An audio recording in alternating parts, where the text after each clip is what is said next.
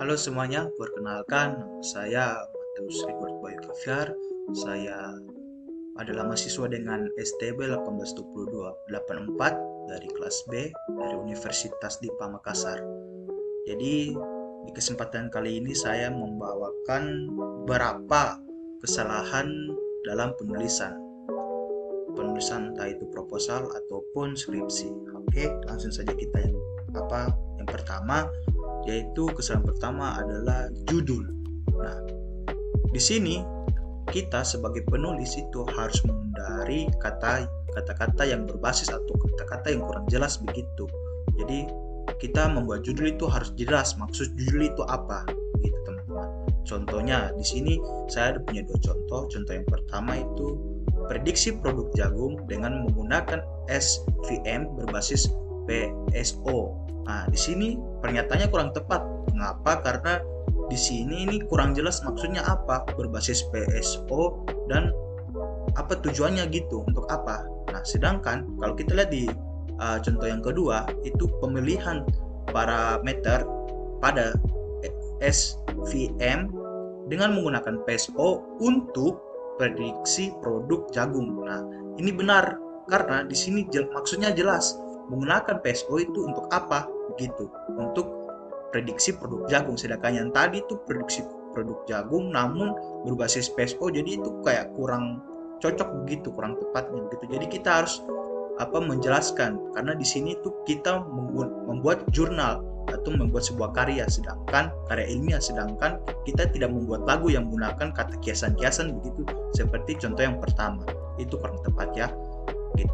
Jadi kita harus jelas penulisannya itu mau dibawa kemana, itu maksudnya itu untuk apa, itu untuk judul. Kita lanjut lagi ke materi yang berikutnya, abstrak. Nah, abstrak ini adalah gambaran jelas pada penelitian kita. Nah, biasanya abstrak ini dia itu hanya satu paragraf, biasanya satu paragraf dalam pembuatan proposal maupun skripsi dan jurnal-jurnal lainnya gitu. Nah, di sini pertanyaannya, apakah proposal itu bisa ditulis untuk abstrak ini bisa ditulis untuk proposal saja atau skripsi juga, atau keduanya tidak bisa gitu. Nah, di sini jawabannya bisa ternyata. Namun abstrak pada proposal dengan skripsi itu berbeda. Nah, di mana bedanya? Nah, di sini bedanya. Pada abstrak untuk proposal, kita menulisnya itu sebelum melakukan penelitian gitu. Sedangkan kalau untuk skripsi, abstrak ini kita sudah tulis dan juga kita akan tulis setelah kita melakukan penelitian gitu. Gampangnya, saya kasih contoh mudah ini. Saat kita ingin meneliti game A, kita harus membuat abstraknya dulu gitu.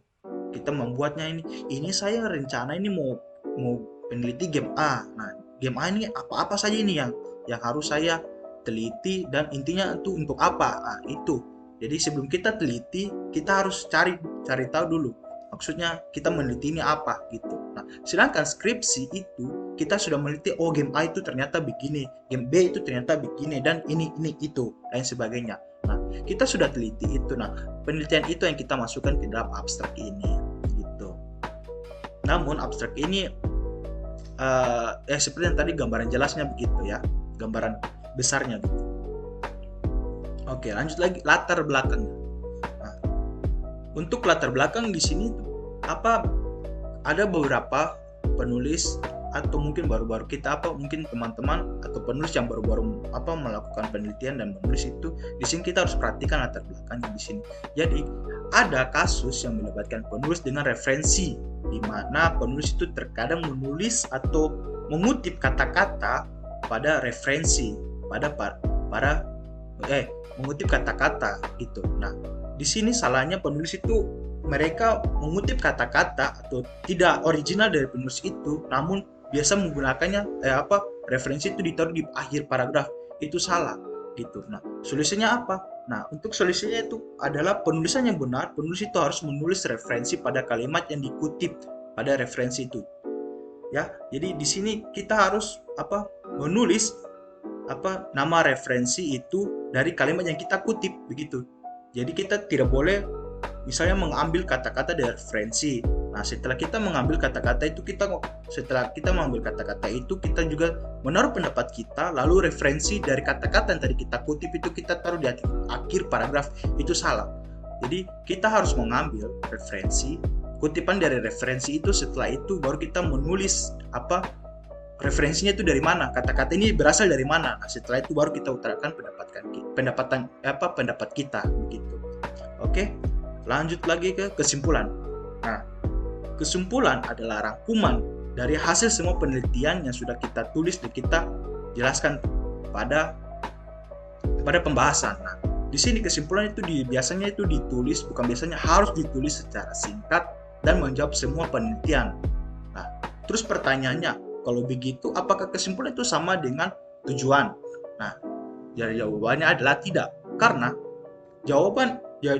tujuan adalah jawaban yang diberikan atau tujuan yang diberikan untuk menjawab soal-soal yang ada pada rumusan masalah. Nah, sedangkan kesimpulan ini tidak. Kesimpulan itu lebih luas. Dia itu mencakup keseluruhan penelitian. Nah, cuman bedanya di sini dia menjelaskan secara singkat, padat dan jelas pada penelitian gitu. Sedangkan kalau tujuan itu bertujuan untuk menjawab masalah yang ada pada rumusan masalah. Gitu ya. Oke, sekian dari saya. Itu ada beberapa kesalahan yang biasa dilakukan oleh penulis dalam menulis karya ilmiahnya.